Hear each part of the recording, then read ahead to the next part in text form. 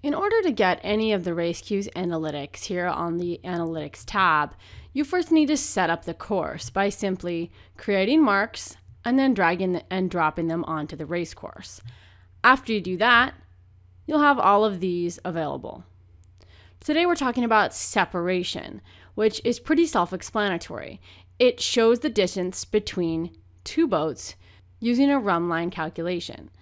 The only time it gets tricky is when one boat goes around the mark and the other one has not rounded yet.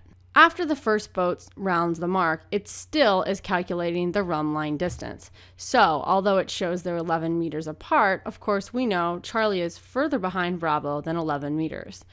If you want to know exactly how much, just come over to fleet mode and you can see here it shows Charlie is behind Bravo of 111 meters.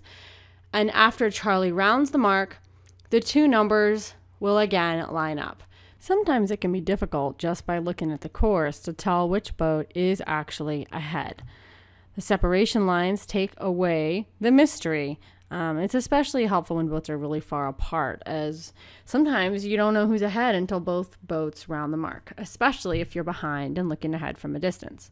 The separation lines are also visible in 3D, and it makes it especially easy to visualize which tack is favored to get to the mark.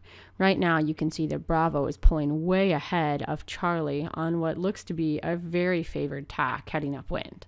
And that pretty much wraps up one of my favorite features of the analytics, the boat separation lines.